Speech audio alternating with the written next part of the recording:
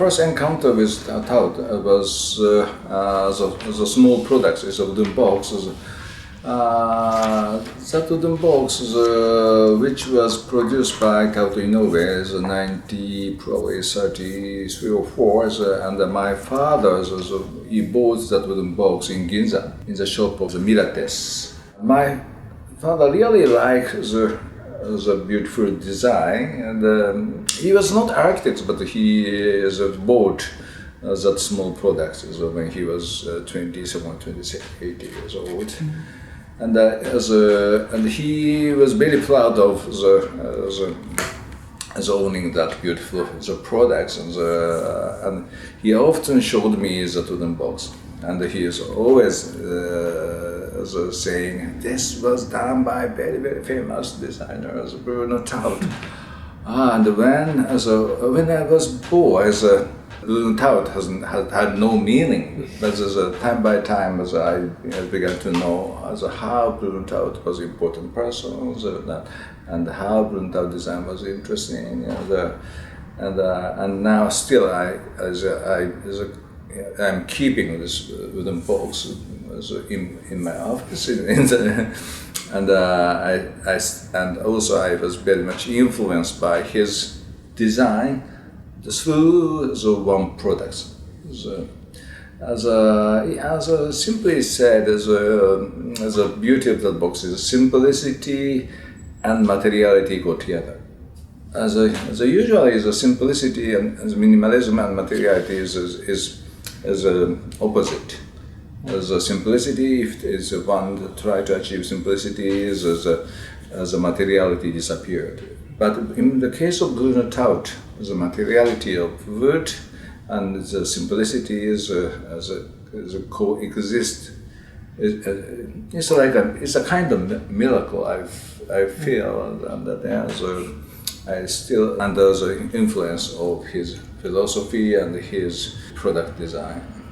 And keeping on with this topic of materiality, yeah. Do you have also like a similar way of doing your designs and your projects, having these two topics quite clear, but somehow also distinguish between the materials on one side and the proportions of the space in itself, without the influence of materials? Or do you think them as combined from the beginning?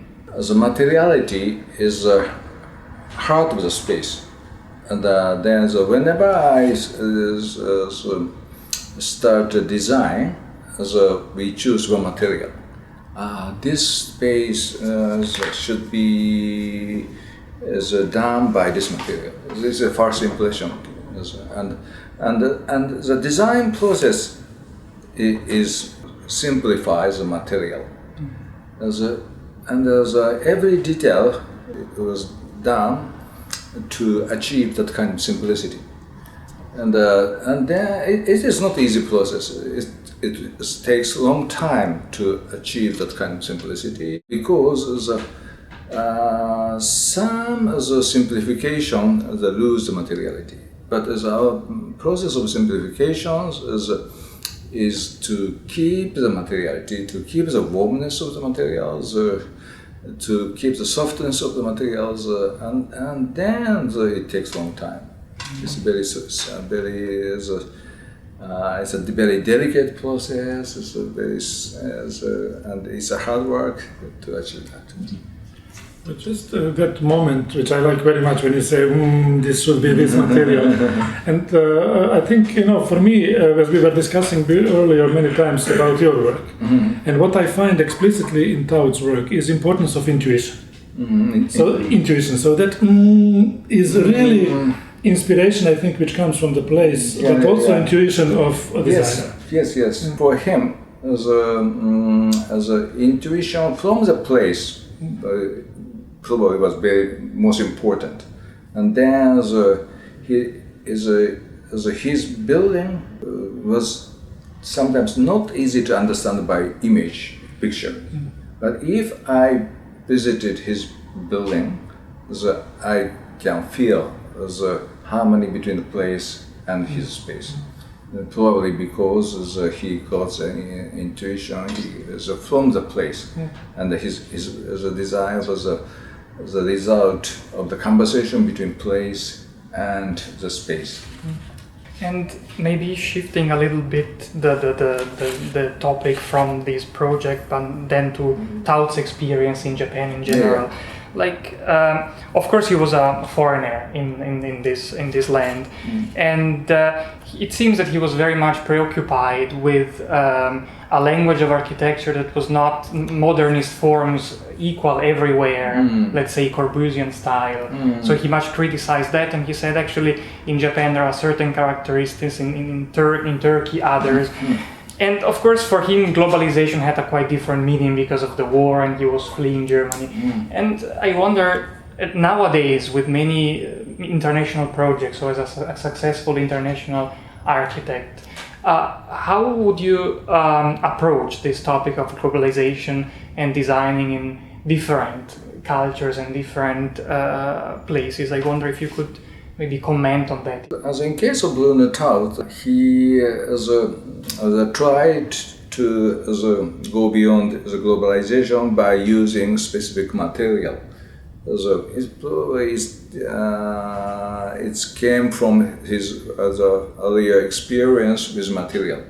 His first major work is the steel pavilions and glass pavilions. Those two pavilions, he could pick up the essence of the material, and he learned the method to pick up the heart of the material.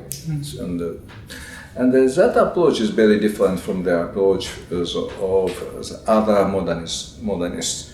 The Corbusier, Corbusier started from the shape of the building, the proportion of the space. And the Bruno Taut often criticized the method of Le Corbusier saying the Corbusier is formalist. For Corbusier, the form is his first priority. And to attitude in the age of globalization. The Corbusier's attitude to the globalization is start from the form and proportion. And Corbusier believed the form and proportion can be adapted to everywhere, to any places. That is the method of the Corbusier. But Bruno Taut, he thought as a material is most important in the age of globalization. And it's a kind of fight to globalization, because there's a formal material. It can be easily adapted to globalization, but material is not easy to adapt to each places. And then there's a Corbusier's method, Taut methods has a very opposite, as in front of globalization. It's a kind of not uncompromising globalization. It has to compromise with the site, with material, with local climate. And for me, interesting is climate also. Yes. And in Japan, Taut found some interesting material. Probably his favorite material in Japan is bamboo. So he loved bamboo very much, and he used bamboo for the interior of Hyuga house in a unique way. Some architects today like bamboo. And the bamboo is sometimes was used for traditional Japanese building, but not so often. For tokobashira, for a limited part, bamboo was used. But Taut's the way of using bamboo in Hyuga house by Taut was very unique. So he covered the one wall by bamboo. He used the bamboo for hundreds of the stairs. It's a very unique way. If I may say, and that is really the second part of Marco's question about you when you are a foreigner. I think that kind of free use of bamboo is something that only creative foreigner can do by using material in the wrong way and finding the new use for that material. Because, as you know, I'm interested in foreignness. I'm a foreigner in Tokyo, and of course we can't see the essence, but intuition comes into play again. Yes. This is the advantage of to be the foreigners. As a foreigners, as a stand out from the tradition. And this is a big advantage for designers. As I think the designer should not belong to the culture. The designer should stand out from the tradition, and independence and freedom is most important as a character of the designer. A link to another great foreigner in Tokyo, Roland Barthes. He came for a very short time, and he was impressed, of course, because he is a writer, impressed by haiku. And what I like there, again, intuition. He says, in haiku, I like because it touches me. And I think maybe that what touches Taut was what led his design, or what touches you when you are in other cultures is what is that this material. Yes.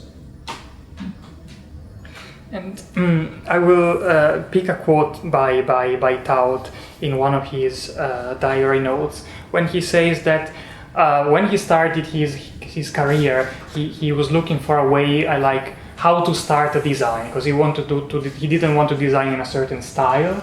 So he felt that the styles were something old, and so he was asking himself, where should I look at to know how my buildings looks like? And he was saying that he was studying nature, not just to paint some nice pictures, but as a way to understand the rules in which nature works, and through those rules, apply them to the buildings and to the color studies and so on. So I wondered if you have some kind of design strategy in a way, like maybe some architects maybe from the Netherlands would do a lot of diagrams, and from the diagrams do a building. Some other architects maybe look bricks and they always do a brick building. So do you have some kind of design strategy to know how the building will look like, and how do you start a design?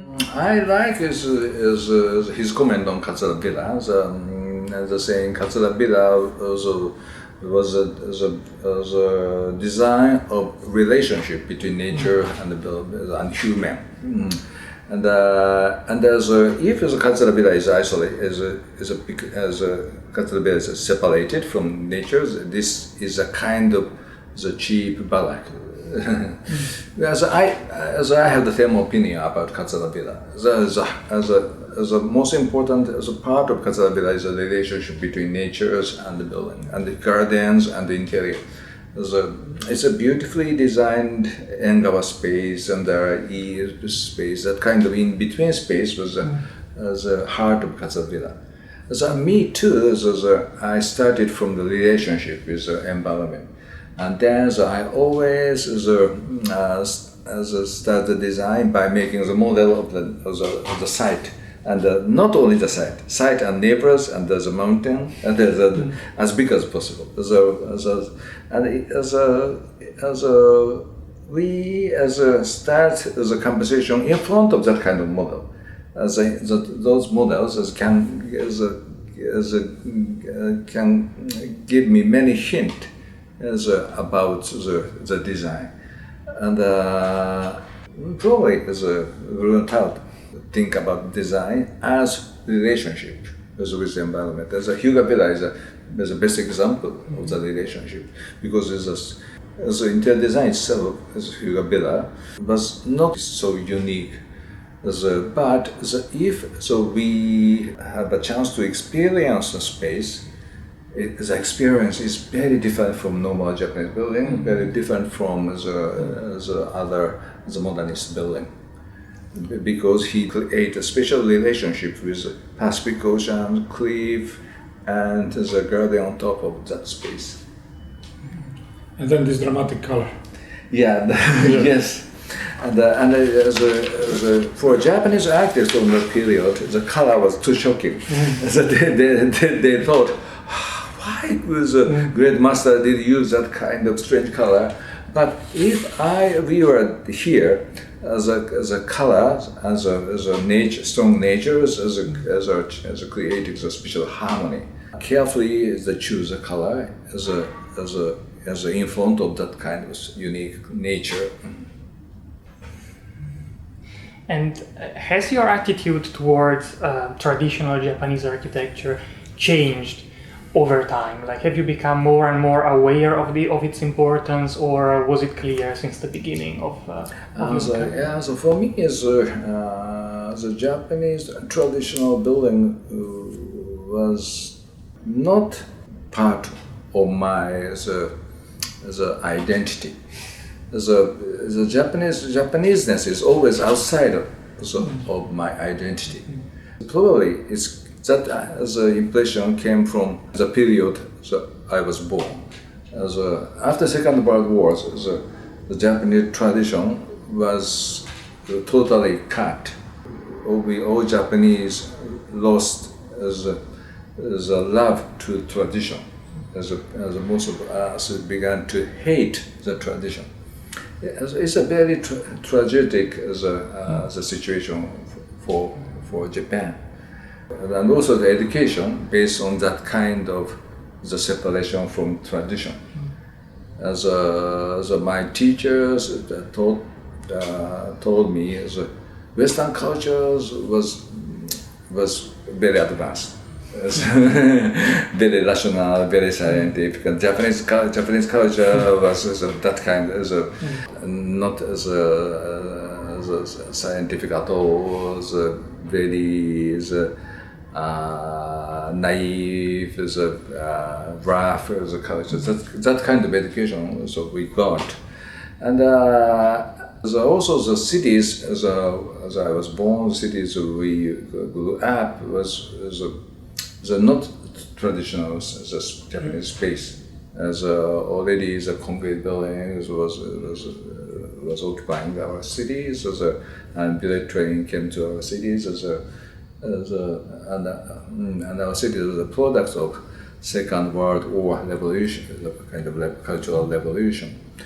And step by step, I began to find Japanese tradition, and I learned Japanese tradition step by step, very slowly, because once we are totally cut, separated, but that kind of separation was not bad. I think, in one sense, I myself was a foreigner for Japanese tradition. You had that relation that you described. Yes. Yeah, that kind of distance as many hint about the new design. If I were totally involved in Japanese design, I probably couldn't find anything. I may have to mention one anecdote. A couple of years ago, one young researcher, Kuma-san, told him, "You are mythologizing Japanese culture," which is exactly that which many foreigners are prone to do, and many people who are completely into the culture are prone to do. The dangers of nationalism versus awareness of own culture. Yes. But that was a very good point. Yeah, because that reminds me some other quotes from Taut, where he was like rejecting this so-called high kara modernism in Japan, so the high collar modernism, because it was new and so on, that many contractors and people were kind of trying to do here. And I don't know like how you perceive this kind of space, because one could say that it's neither Western nor purely Japanese. It's somehow a mixture between the two, some kind of hybrid in a way. Yes, it's true, but if we carefully think about Japanese tradition, the Japanese tradition itself is a history of as a mixing different culture. As one example is the Japanese style by Isoya Yoshida. The Isoya Yoshida was thought the best Japanese as a classic designer after Second World War, but his style was not authentic at all. His style was a mixture of Western modernism and Japanese style. the best Japanese designer Yoshida himself is a mixtures, and the history of Japanese as a style was a history of as a hybrid. One example was the Senrikyu, the tea house. He started the tea house style. Some historians pointed out that style was a mixture of some Western ideas and Japanese ideas, some Chinese idea and Japanese idea, and basically there is no authentic Japanese style. It's just changing, mixing, hybrid, and then Bruno Taut is one of them. It's not so different from Yoshida Israel. And he also made some very harsh statements, like Nikko is ugly, Katsura is beautiful. So it was possible to choose one way or the other. He chose one way to invest himself in. He was very careful. He loved Japan very much, but he didn't accept every Japanese design. He tried to find the good things from Japanese design. I love that attitude very much. And this is also why we chose that title for the exhibition, West of Japan, East of Europe, as a way to express this. And we were mentioning like globalization before. Like, where would you find yourself at this point as an architect with projects everywhere around the world? Yeah, I was born in Japan. No doubt, I was born in Japan,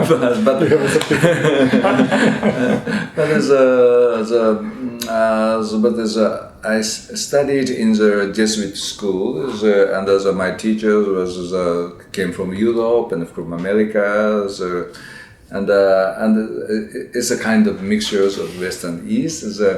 And also I studied, after studying the Tokyo, I went to New York, and then always I have been moving. And my case is not exceptional case. Basically in our period, everybody's life is moving, and in that sense, I'm very standard. And that kind of moving is the mother of the creation, and everybody can create something from the movement of the life. But there is one mystery in that. It stays mystery for me forever, because everybody, including me, would say when we see your architecture, we would say, oh, it's Japanese. There is something Japanese about it. And not only you, some other people, like for instance Sano, in a totally different way. We find something that we call Japanese, whatever that is. And that is a real mystery, I think, of creativity. And again, coming back to Barth and his haiku, I was reading about his writing. He says in haiku, modern haiku, there is ancestral code and modern materials. By material, he means topic. Because people now write haiku about trains, about modern life. Yes. But ancestral code, that is really, I don't know what it is, but because I know, I have never seen your work which doesn't feel in some way, somehow, Japanese to me. It's an interesting point. That's the kind of Japanese that came from as a structure of the brain, and the structure of the brain is deeply related with the structure of the language. I think. And the Japanese language is very unique language. And I think we use the kanji, Chinese characters, and hiragana, Japanese as alphabet, we mix together, and that language system itself is a hybrid system, and that hybrid system is easy to adapt to every environment. Is a very flexible system, and I think that is one of the bases of our Japaneseness. Because for me, what Taut liked in Japan, I think, and this is very subjective again interpretation, because I'm not expert in Taut at all, but I think he liked what he liked before. He came to Japan and he discovered the beauty of modernist postulates. You know, in Cultura he was explaining how that is exactly what modernist architecture wants to do. So I think that kind of reductionism, which we can find in many examples, what you say, which material is this building? Not 2, not 5, 1. It's almost like haiku, that discipline coming down to 1. And in modernism, very much it is like that. You know, it is simplicity, and inside that complex life, complex experience. So maybe. Yeah, it's very true. I think that's really important because it doesn't start from an abstract concept. It starts from something that is from the feeling. The material as a human body can have the special compensation and non as a verbal communication happens between material and as our body is at a certain point of design.